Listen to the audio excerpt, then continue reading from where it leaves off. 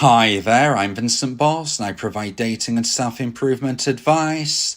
And in today's podcast, we're going to be discussing the red flag, no contact, is failing. I provide audio coaching for breakup recovery, trying to get an ex back, attracting someone new, and life coaching. Visit www.dateme.tips for more details. Please check your spam and junk folders if you are expecting an email from me. Check out my socials for extra content. The links are in the description. So now let's get back into today's podcast. And today we are discussing the red flag, no contact, is failing. So if you have been dumped and want to try to get your ex back, you may have heard of the no contact rule. But what if implementing the no contact rule is failing you? In today's podcast, I'm discussing 3 red flags that no contact is failing. So let's get straight into this, and point number 1 is you're counting the days. Now if you've been dumped and want to try to get your ex back, it's very natural to have imprinted in your mind the day that sadly you were dumped, and therefore you may be counting the days since the breakup and knowing off the top of your head how long ago that it was. Now, if you have implemented the no contact rule, maybe this was done straight away post breakup, or maybe you implemented it a few days, weeks, or maybe even months after the event, you could quite easily start counting the days once more.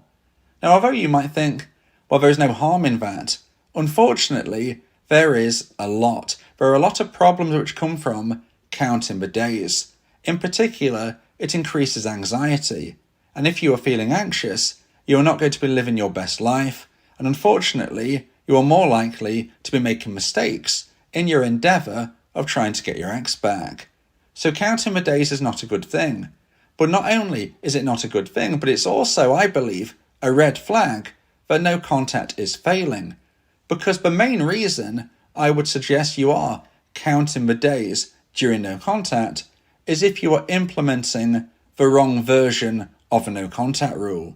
Now, for those of you who are not aware, the no contact rule is something that lots of people suggest you implement if you have been dumped and want to try to get your ex back. However, there are many different versions of a no contact rule that you can find online, and I believe that my version will give you at best possible chance of success. So I suggest that you subscribe to my YouTube channel, check out the playlist entitled The No Contact Rule, and fully immerse yourself in my version of a rule so you can understand why I believe it will give you at best possible chance of success. But if you decide to implement a different version of no contact, this is where you might begin to trip up. Because my version of a no contact rule has a base principle. Now, there are some caveats to the rule, and it is bespoke depending on your specifics. But generally speaking, I believe you should never contact your ex again if you have been dumped unless they contact you first. So let's just hear that again. If you have been dumped, if you're the dumpee, most of the time, you should never contact your ex again unless they contact you first. That is that baseline principle, which again, you might fall into one of those caveats of the rule, and it is bespoke depending on your specifics, but that is the generalized perspective I have as a baseline. Now, there are many versions of no contact which don't have those same principles. They don't have that principle of never contact your ex again unless they contact you first. Instead, they actually have a principle where if you want to contact your ex, that's absolutely fine as long as you do it after so many days. This is time-based no contact, probably the most famous of which is the 30-day no contact rule, but you may have seen 60-day, 90-day, and beyond. But the 30-day no contact rule is probably the most famous, and therefore you might fall into the trap of counting the days. Now, whether you are following the 30, 60, 90, it doesn't really matter. If you are following a version of no contact which has a time limit attached, you will be falling into that problem. You will be counting the days because, of course, you need to count the days. If you are following that type of no contact, you need to know when you can reach out to your dumper. And therefore, you're going to be counting 6, 7, 8, 9, 10 days, whatever it may be, post you beginning that version of a rule. So as we can see, this is a red flag that no contact is failing in my belief for 2 reasons. Firstly, you are increasing your anxiety. As I said at the beginning of today's podcast, if you are counting the days, you are likely to feel anxious. That isn't helping you. That is not giving you that best chance of getting your ex back. That's not helping you go through breakup recovery. No, that's making you feel worse. That's the first point. The second point is I do not believe that time limit no contact is likely to give you success. Now, you are always going to find that 1%, that random abnormality where someone has behaved in a way which generally speaking isn't going to help, but they find success through luck. Now, we're not looking to be lucky with a 1% chance. We want to increase our chance and have a much better chance of getting our ex back. So what does this mean? Well, it means following advice, which at least I believe in, through many years of research will give you that best chance of success. And I do not believe most of the time that dumpees who reach out to dumpers for unnecessary reasons are going to get their ex back. So if you are following no contact advice, which is time-based, 30, 60, 90 day, whatever it may be, if you decide to then reach out to them on the 30th day, then that is not going to increase your chance of getting your ex back. That is a red flag that no contact is failing, because I believe you're more likely to be blocked than actually get your ex back from that position. So, to summarize this point number 1 of today's podcast, if you're looking for a red flag that no contact is failing, it is that you're counting the days, because it's going to increase your anxiety, and it probably also means you're using time-based no contact, which unfortunately I do not believe is going to increase the chance of getting your ex back. So now let's get into point number 2 and the second point of today's podcast. Please like this video if you're watching on YouTube and subscribe to the channel. And point number 2 is you find reasons not to respond. So today we're speaking about the red flags that no contact is failing. Why is no contact failing in point number 2? Well, if you're finding reasons not to respond, then in my belief, you are failing in your chance of getting your ex back. Now again, I believe in my principles based on many years of research. Now there is no 100% guaranteed way to get your ex back. Nothing works 100% of the time, and nothing fails 100% of the time. But I do believe that my theories and strategies will increase your chance of success. And that has another principle of if your ex-dumper reaches out to you, you do respond. Now, if you feel that you shouldn't be responding due to no contact, again, it's probably linked to the fact you're following a version of a rule, which I don't believe in. Now, one of the main reasons a dumpee might not respond to their ex-dumper is because they've received a text message of a word count that they don't believe is sufficient. Maybe you would refer to this as a breadcrumb. Now, there are many people who don't believe in breadcrumbs, whereas I do. I believe you can grow a huge tree from a tiny acorn. You can do this. It is possible. And if your ex-dumper reaches out to you, I strongly suggest you reply. Now look, you have to use your common sense. If your ex-dumper reaches out to you and you respond and you follow the advice that I give in my podcasts and through my audio coaching service, and unfortunately, you don't get your ex back, and then your ex-dumper reaches out to you a few months in the future, you do the same, and unfortunately, you don't get your ex back. Okay, if we're starting to see a pattern where your ex-dumper is wasting your time, then yes, use your common sense. Breadcrumbs, where someone is reaching out, not really offering a whole lot of value. If you don't reconnect with your ex after breadcrumbs, and it happens 2 or 3 times, then yes, maybe you should think twice about behaving and following that routine once more, because if you follow something which isn't working in your specific situation, if you do that multiple times, then sadly, it might not be working for you. But I do believe you need to give it a chance, because I know of many people who've got their ex-dumper back after receiving a breadcrumb. So certainly in the first instance, you shouldn't be ignoring it in my belief, because you could be losing out. dumpers have told me that sometimes they will only reach out for once, okay? Maybe twice. So if you want to get your ex back and you ignore their reach out due to a small word count, then you might be missing out on your only opportunity. The reason for this is that dumpers have told me that if they reach out and their dumpee doesn't reply, they're thinking, well, I've dumped them, I've clearly upset them, they clearly don't want to speak with me, and therefore I'm not going to try again. And the reason they reached out in such a tentative way is because they are nervous. Now, of course, I can't speak for your dumper. I can only speak about generalized average people who I've spoke with over the many years I've been doing this job, for generalized advice.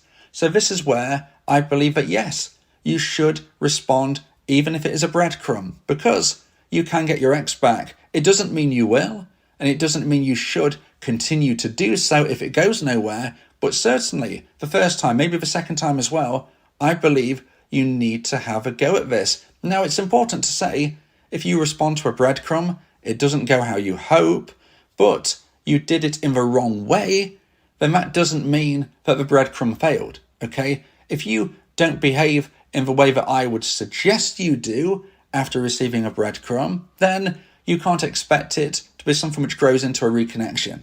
So this is where it does really fit into the specifics of your unique scenario.